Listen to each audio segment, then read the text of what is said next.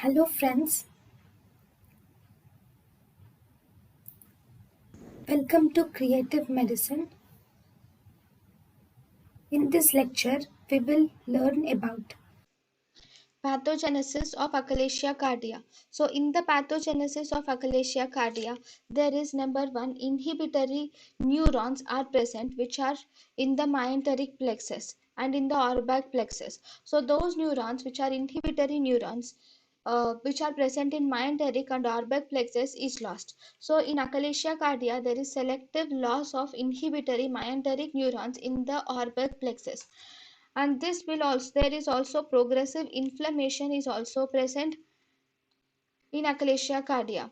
Now, because of the loss of the inhibitory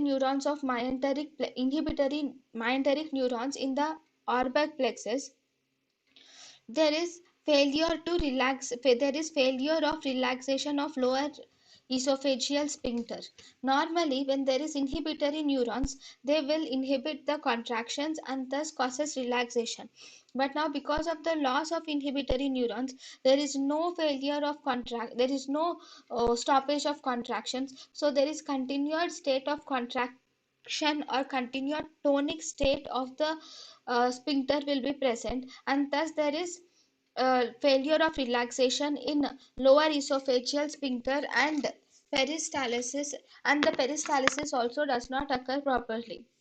So as a result, the lower esophageal sphincter is in tonic contraction state without relaxation. So because of that increased contractile state, all the food particles will get accumulated in the esophagus, thus causing dilatation or gradual dilatation of the esophagus will occur in achalasia cardia.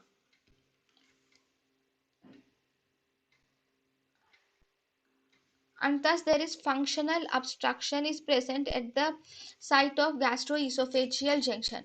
So there is functional obstruction is present at gastroesophageal junction, that is at lower esophageal sphincter. So this is main pathogenesis of achalasia cardia.